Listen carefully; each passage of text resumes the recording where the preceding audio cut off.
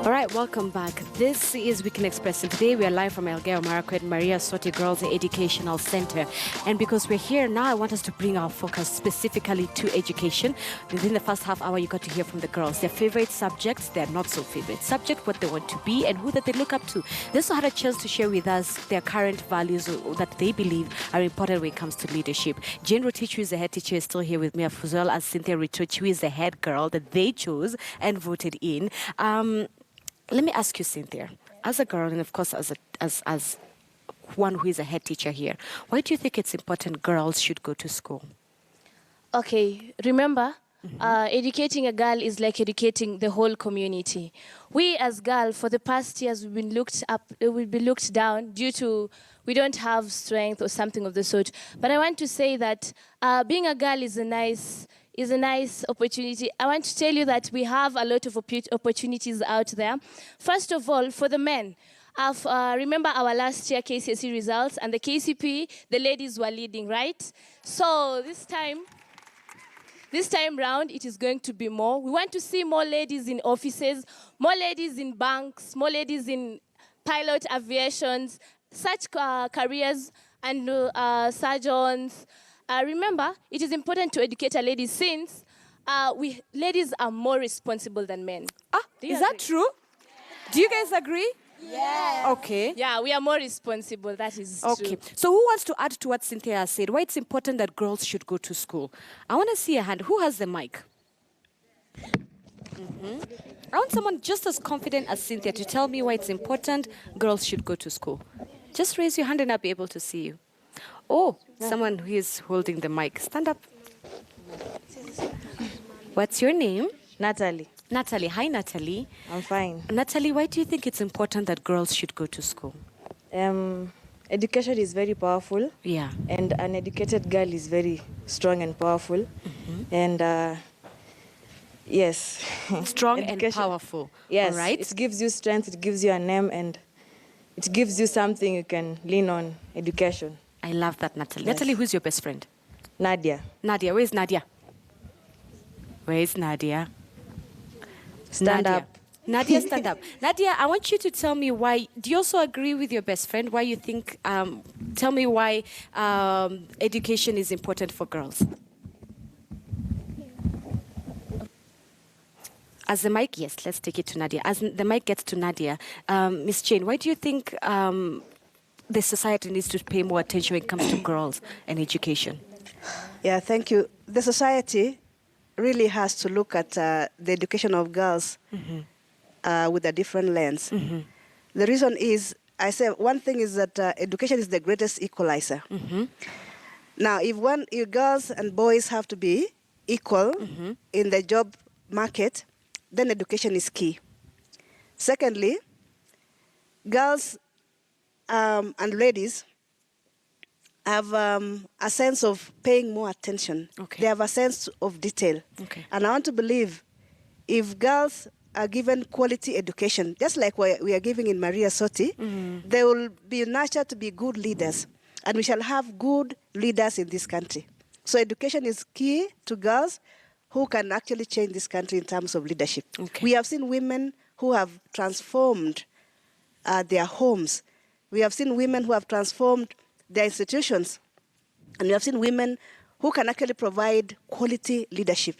And I think that is the way to go. Very true. So what more can we do as a society, and even the government of Kenya, when it comes to encouraging more girls to be in school, especially in countries or rather in counties and places where education is a far-fetched idea for girls? What more do you think as a society and even the government can do to encourage learning for girls? I appreciate what the government has done, but there's still more that we can do to remove the hurdles that are there for girls. Like we have cultural hurdles that can put on hold the passion of a girl to pursue education.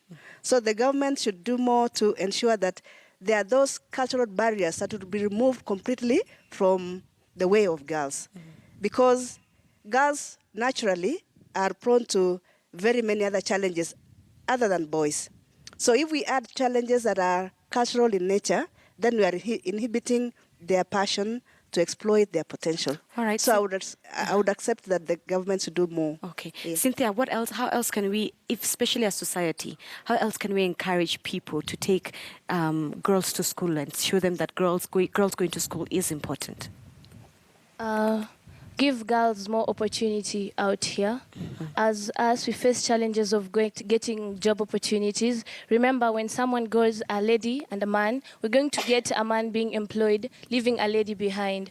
Or we also have to go into the interior and find those girls who have been dragged into marriage forcefully, that it is not their desire.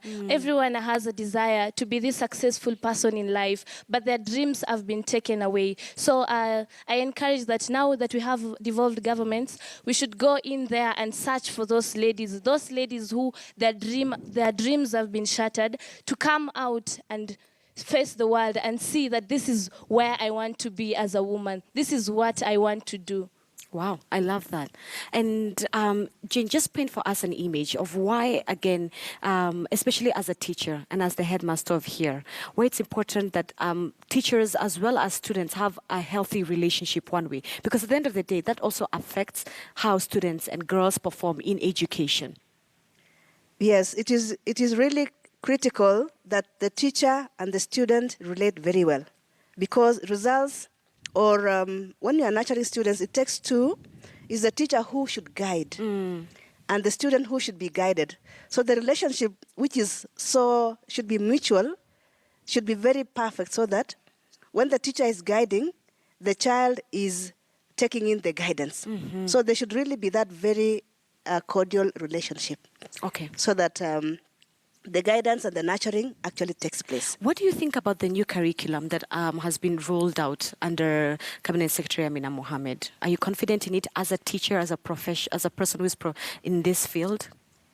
That's a very perfect curriculum to me. Okay. I've been in the system I've been a principal for over 20 years. And I want to believe this one that they are saying it's competent based is very important, because all these children have different competencies. Some of them you've had, they want to be musicians. Some of them want to be surgeons. So the new curriculum is really important, because they would identify the competency of a child at a very early age. And then that competency is nurtured. And I'm telling you, there'll be a very powerful person coming out at the end of the day, because parents will be involved in identifying the competency of their children. And their talents. And their talent. That's the talent. Now, having been in this profession for 20 years, you say there are key differences between the old system and this one. Which point out for us some of those key differences that appear? Yeah, in the older system, it was so much of exam-oriented. Yes, cramming. So that everybody was going for that A. You know, if you don't get that A, you are nothing. But that is not true. So if we shift to the competencies, then it is really critical. It is going to be important, because we don't just go for examinations. And that is why there was this craze of everyone wanting to be an A student. Right. Yeah. And extracurricular activities are important. The girls have said they take part in basketball, football, and others, music, singing, and so forth. How are you here in this specific school encouraging extracurricular activities? Because you've already pointed out, as the headmaster, that it's important that the girls understand their talents as early as possible. Yep. We have the different groups where children can exploit their talents. So we encourage them, anyone who feels like they want to do something, they come out, and then we nurture that. Like you realize some of them want to be basketballers. Right. So many of them. And they have that talent. So once they come out, once you see something that is developing in a child, you simply take her to that particular area, and then you nurture. So in this school, we have encouraged them to take that route. In fact, we have good students who can be good musicians, and we encourage it.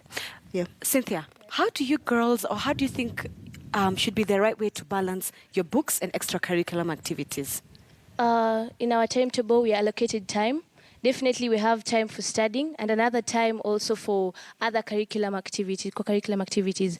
Remember, as students, we have a focus. I know I want to get that A. If I want to get that A, how am I going to help myself? I have to go to books first, but also I have to get rest. So I have to go to the field too. So I balance, I do anything at the right time, everything at the right time. When it comes to reading, I'm in class. When it comes to games, I go out there and do it. Do you think parents in Kenya pay attention to their children when it comes to talents, or is just kusoma?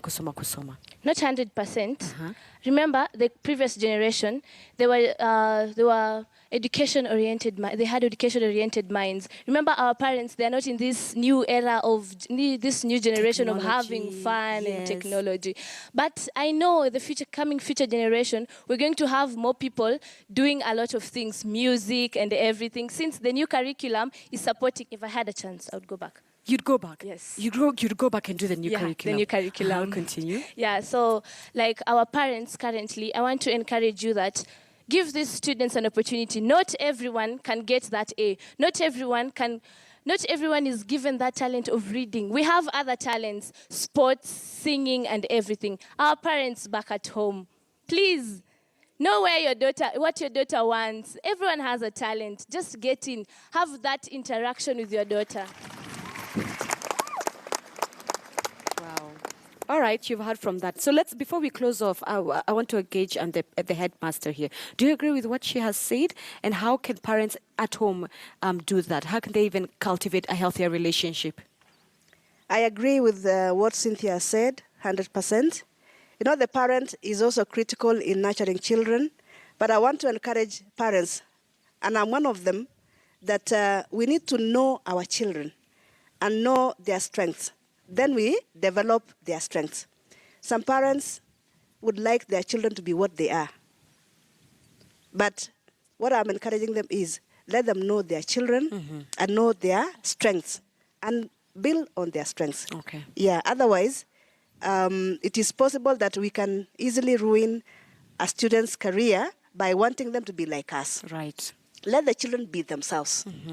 Otherwise, I also want to encourage parents, as you also look after the girl child, let's not forget the boy. Yes. The boys are also in a catch-22 situation now. Okay. Let's help them so that they can also have that self-confidence, self-esteem, and they can merge up with the girls and they build a very strong nation. Thank you so much. Yep. All right, so you've got to hear from Jen Rotich, who is the headmistress, and of course their head girl here, Cynthia Rotich. We are live from the Soti Girls Educational Center. We've had a time to talk to the girls, and you've got to hear from them, their dreams and what they think are very important, what is important when it comes to leadership. We need to close off the show and make space for Tukuza, which will be live right here at the Education Center. But for right now, from the Weekend Express team and myself, Zinzi Kibiku, we'll have to say goodbye. But stay with us. This is KTN News. Bye-bye.